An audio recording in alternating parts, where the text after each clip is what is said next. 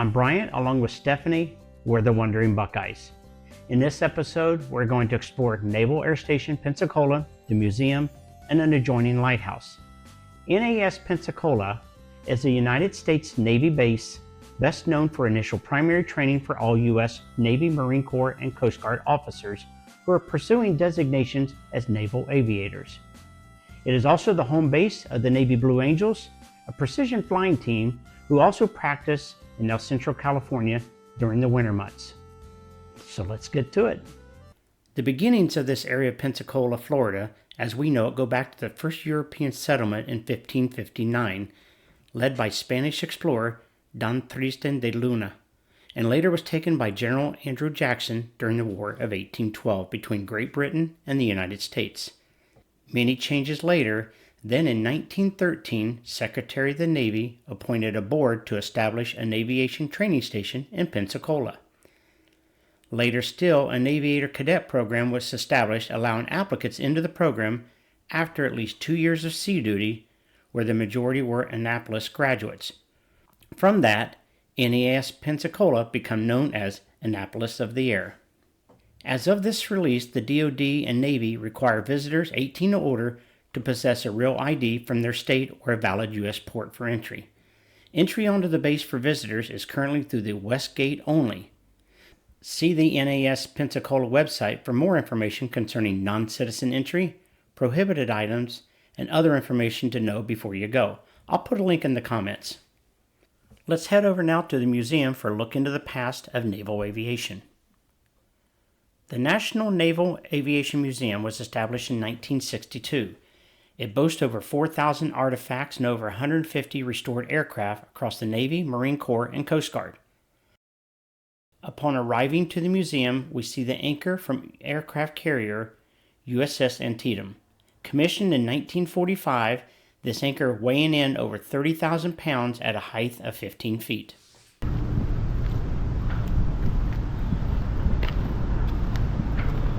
Hopefully we get everything in here. So Steph and I are now down in Florida. We're visiting Naval Air Station Pensacola. Going to take a look at the free museum here. So if you come here, you come in through the West Gate. It's about an hour and a half from Destin, where we're staying. So we're going to give you a look inside the museum. This is one of my favorite portraits right here. It tells us the aircraft carriers are 4.5 acres of sovereign U.S. territory, anytime, anywhere. Love it.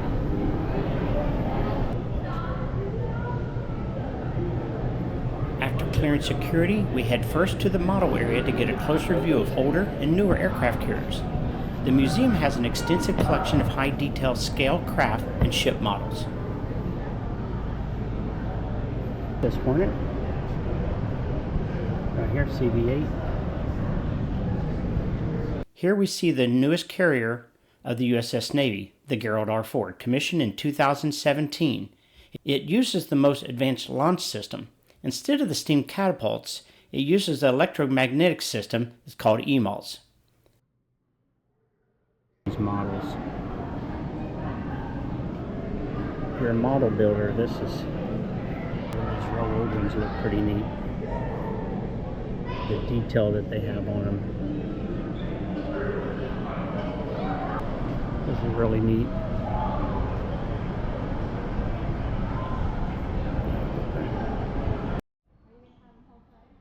Here are two static displays that offer the ability to sit behind the controls of Blue Angel's jet. This one, an F-11 Tiger, was used during shows from 1957 to 1968, and it was the first supersonic jets used by the Blue Angels. At first glance, it is tight. You're down in here. There's my wingman. On display is one of 4 propellers that was used by the USS Intrepid, and it weighs in over 27,000 pounds. This immersive display is new since the last time I visited. It's a mock-up of the flight deck of the USS Nimitz. Let's watch up close a carrier landing. And looks like he's not getting waved off, so he's coming on in. There you go. Super cool.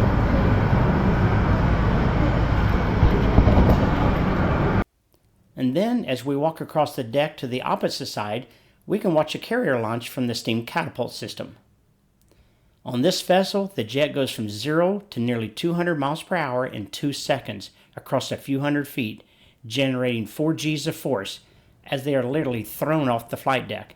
I've been told it's the most intense experience in those 2 seconds.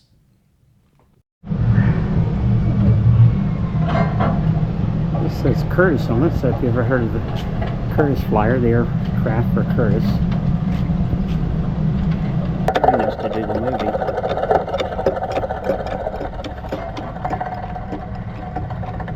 Kind of neat. Want to see an old time movie?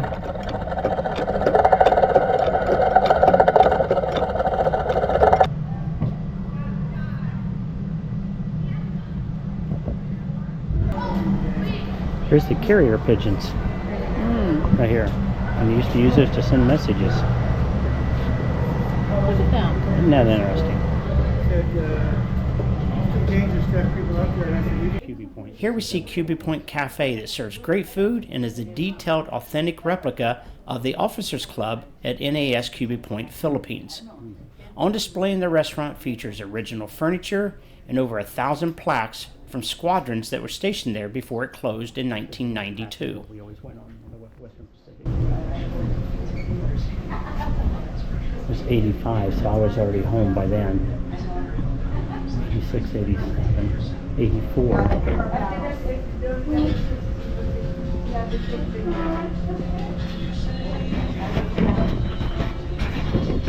It's a really neat cafe.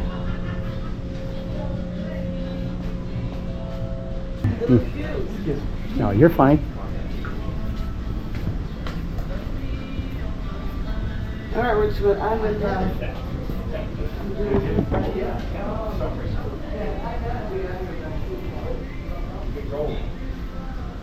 Well, I'd rather not say, but There's Enterprise now. We were with Enterprise more than anything, I think, out of San Diego.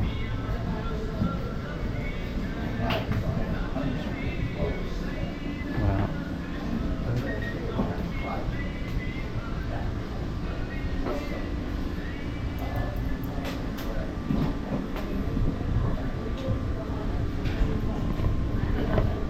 The cafeteria here is just a museum in and of itself with all these plaques. Brings back so many memories. Rotating beacons like this inform pilots the type of airport. Flashing white and green will be civilian. 2 quick white flashes in the green are military, and other combinations for water, helo, and emergency services.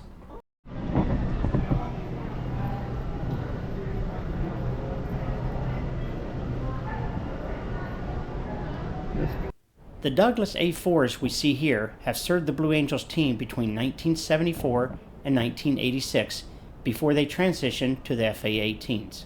Best of all, it's free. Good morning, cadets. I'm Captain Bryant, call sign Wandering Buckeye. I have a mission for you today to get up close and personal with the men and women who make up the Flying Blue Angels Precision Flying Team.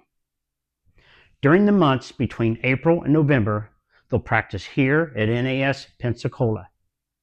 This venue is free and open to the public, but space is limited. Check their online calendar and dates and times, and maybe score an autograph session and a photo op. Good luck, you are dismissed.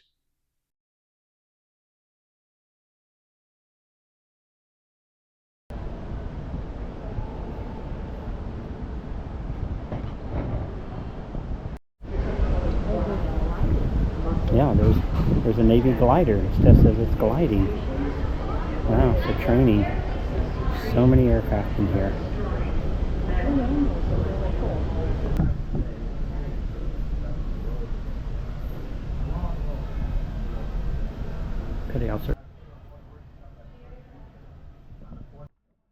On the upper decks of the museum is a display showcasing historic downtown Pensacola. We missed it last time and glad we got to see it today. Several of these storefronts are from the actual stores during that period. Love looking at all the vintage products and items. Like an old home during the war days. For instance, waste kitchen pans. Certainly nothing to us, but explosives. That's the stuff that's rocking our enemies right now, more and the old going, hit and run, going. Lincoln Knowledge is pushing back at first base for the National League All-Star squad, and pushing back off third is Billy Southwood, the manager and skipper of the World Champion Cardinals. So the two coaches who work together all through the year are working together. Now, was this here, Rita, has this just been recently put in, or? I guess we missed it. We was here some years ago. People have missed it. And when it hasn't been closed all that long. And it's also where the first Kentucky Fried Chicken franchise. Need to know the tie down here, the first franchise store. Yeah, this is where it actually started. Oh, wow. And that restaurant was very good. All the guys. I found it the other day.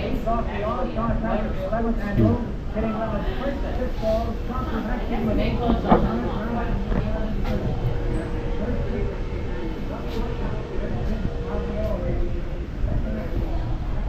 this is cool. Norris Drug Store. Another one of the original storefronts in Pensacola, downtown. Some of the items you might have seen in the 1940s. So they told us these are storefronts and a rebuild. Yes, I was on 3 of them in there. I was shocked. Wow. Welcome to A little step back in time. downtown. And that's nice. We got Oxidol, all the different soaps, Draft. We made it Procter & Gamble where I work. Ivory Flakes. Pretty neat. Kansas soups. Really neat.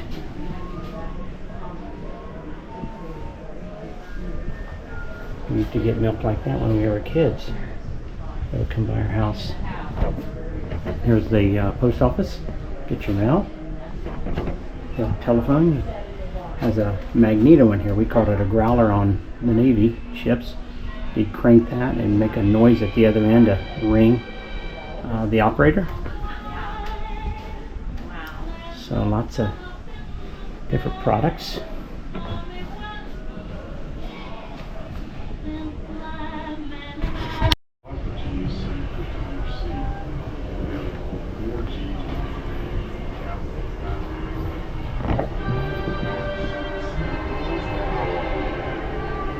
One-eyed Jacks.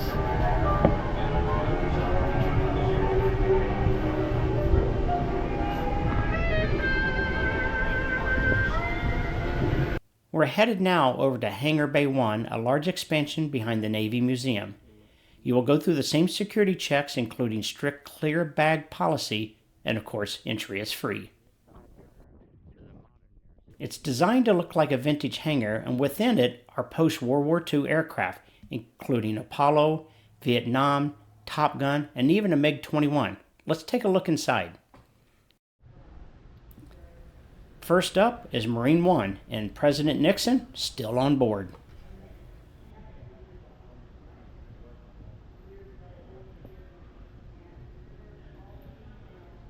This one we hear still has Nixon in it. After I long retired and wondered where it was going to go, I thought that really we should go back to the moon. We barely touched the surface of the moon and its exploration. There's a lot of nice exhibits here, and this one we see includes the Coast Guard. The size of these. If you want to ask me a question, why don't you just... Well, most of the straight response to shoot down the Navy to be control plane, like London and Chinese anti-aircraft fire. I know the work effort free. Oh, look at that. We got hooked up on here.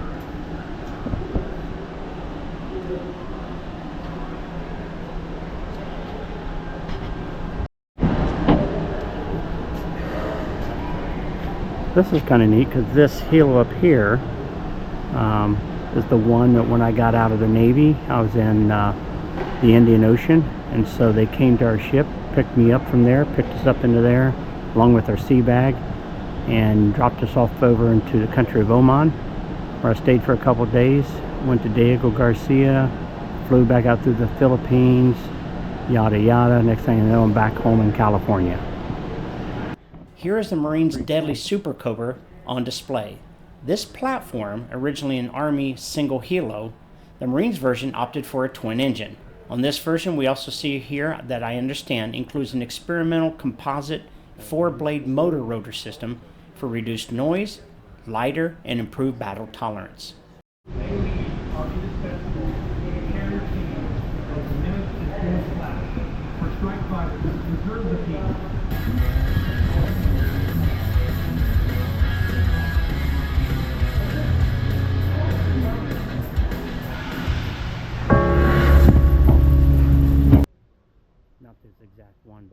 During my tour on USS Fanning, which was an ASW platform, we carried a similar helo that we see here, the UH-2 Sea Sprite. The difference being the mission. With the UH that we see here, it was a utility and a SAR, search and rescue, while ours was an SH-2, a dedicated anti-submarine warfare, or ASW. This one, ironically, carried the same sonar buoys we had on the ASW platform. Here in the Vietnam area, we see a 3D model showing a typical cell at what was known to prisoners as the Hanoi Hilton. There are many artifacts, interactive displays depicting the traumas of that war. It was a very somber moment from other guests as well as us that day as we read through the suffering of the POWs.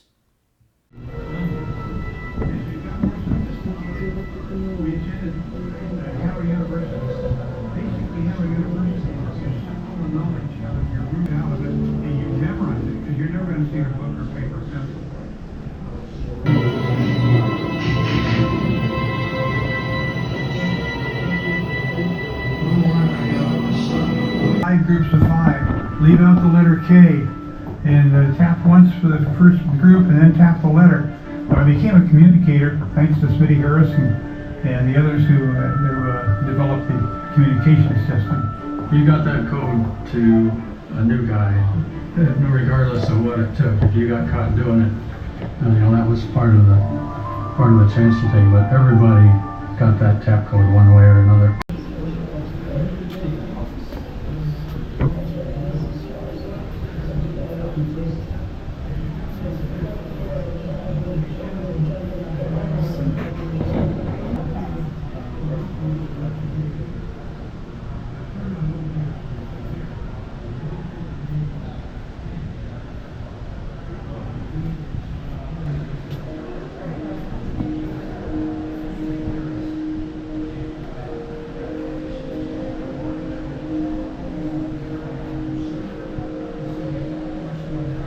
The USS Wolverine was a training ship that was launched in 1912.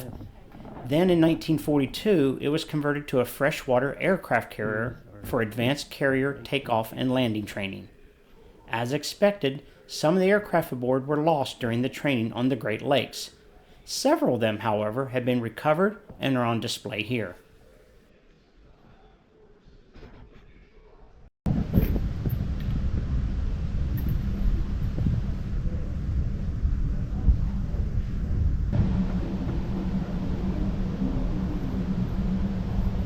Concludes our tour of Naval Air Station Pensacola. We got to see some of the Blue Angles artifacts, POWs, all the various aircraft and associated things with the U.S. Navy. So I hope you enjoyed the tour. We're going to next go here to the lighthouse. It's just about a half a mile away. We're going to take you up onto the lighthouse and give you an aerial view of the place. Before we leave the area of the museum, we wanted to show these hangars in the distance.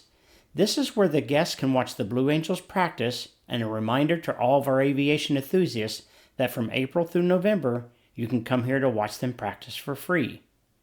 Check out their online practice schedule for actual dates, but don't come late. While it is free to the public, space is very limited, so plan to arrive early.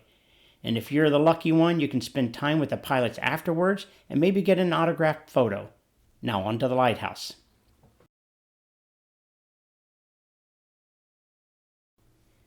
In 1825, the U.S. designated this area for the Pensacola Navy Yard, and Congress appropriated $6,000 for a lighthouse. Operational that year, it is said to be haunted by a lightkeeper that was murdered by his wife. Fort Barrancas was rebuilt 1839 to 1844. Then the U.S. Army deactivated it in 1947. It's now designated a National Historic Site in 1960, and control of the site was transferred to the National Park Service in 1971.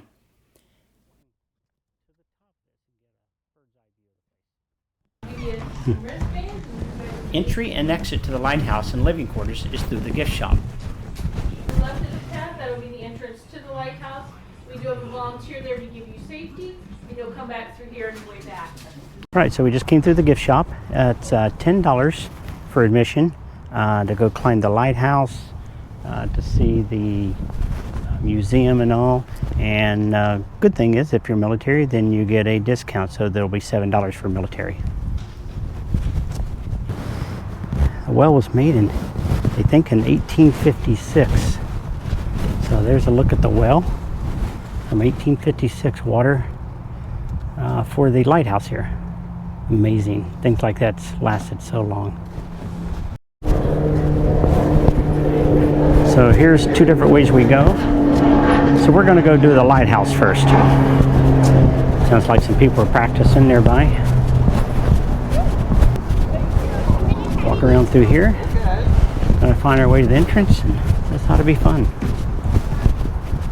Down this whole hallway. So now we're going to start up these stairs. We got to hang on to this handrail here. Kind of damp there at the bottom. Inside this place. Ooh. Quite the climb. Beautiful stairs though. The stairs are gorgeous through here.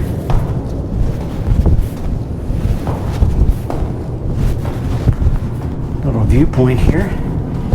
See how far we went up this level. And let's keep going. Feel the tower getting more narrow the further we go up. Whew. Like the Stairmaster. Got quite a ways to go. We're almost near the top. Got these last few stairs to go. Right up through there. Here's an inside view of the lighting system. Similar to the 55-watt LED bulbs that we see on cars today, they use a 1,000-watt LED bulb with cooling fins on the top and bottom, projected through the original lens that was installed in 1851. After 177 steps later, we are almost 160 feet above the ground with this gorgeous view of what I've been told is the Redneck Riviera, noted by our guide on duty today. In the distance, you can see the Navy Museum we just visited on the Navy base. Let's do a quick 360 walk around the town.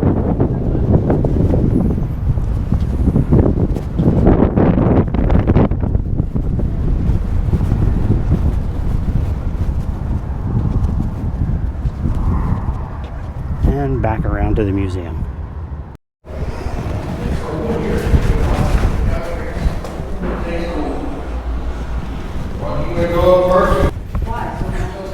Made it. How was the view from the top? Oh, it's beautiful. Windy on one side, no wind on the other. I heard it was a little breezy. Yeah. Did you get some good video? Oh yeah, yeah. Oh, awesome. Yeah, a lot of great. Thank you. Thank you for coming. So there you have it, a climb to the top. Pretty winded, but we made it. Legs feel like rubber. I'll take inside and look inside the museum area. See what that's all about. It's a beautiful day here. It's 70, 72 or something like that. Nice breeze off the Gulf. Warm. Shorts on, short sleeves. I think it's pretty warm back home, but not like this. This is beautiful. So here we go. This is where the lighthouse keeper, I guess, would stay. And yeah, there's the sign. It tells us the keeper's quarters.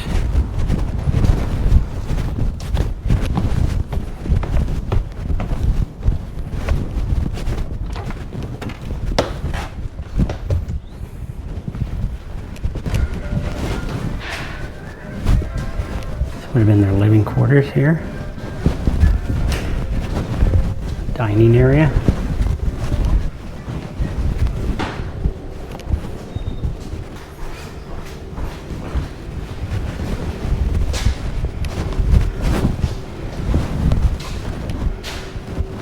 Looks like these are bottles that they found all around the lighthouse.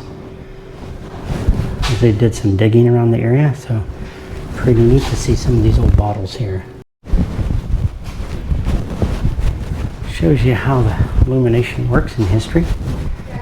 So back then they had a candle with probably whale oil or some kind of oil, and it would shine through this lens and give it a lot more brightness. Some newer ones.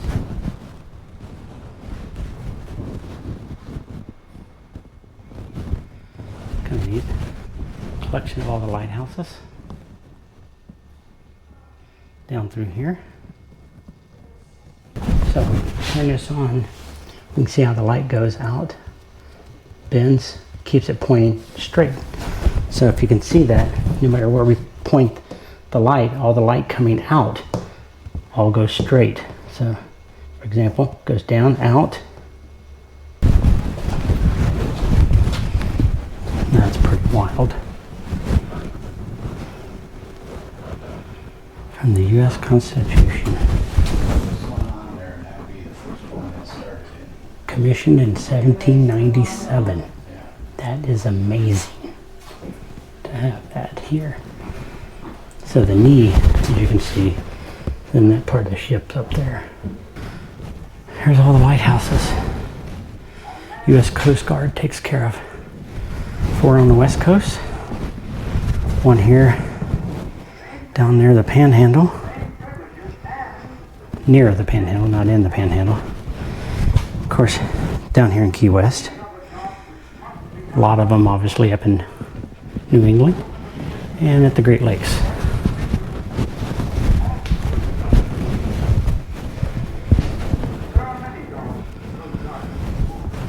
So there we have it. That's the lighthouse on Naval Air Station Pensacola. Well, Steph and I are now headed out to grab some lunch at one of our favorites on the Gulf in Pensacola, Nick's Boathouse. We're early, so no waiting for us today for some fresh fish for lunch.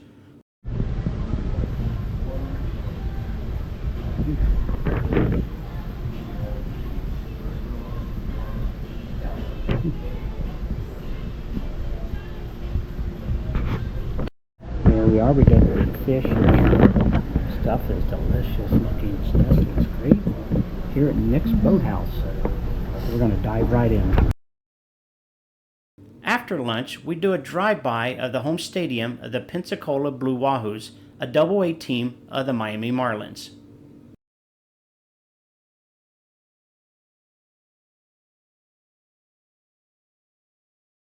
Our last stop on this tour is historic downtown Pensacola. You'll recall we saw many of the original storefronts back at the Navy Museum that came from this area.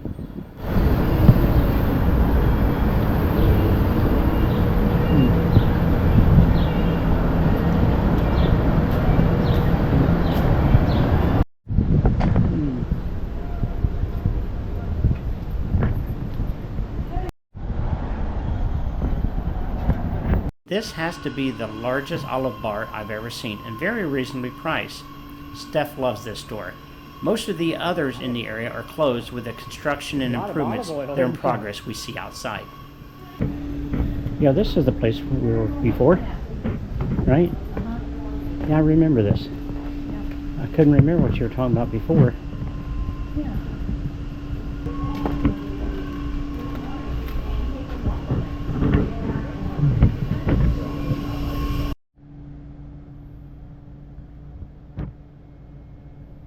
Well, we hope you enjoyed tag along with the Wandering Buckeyes as we tour the Navy base in NAS Pensacola.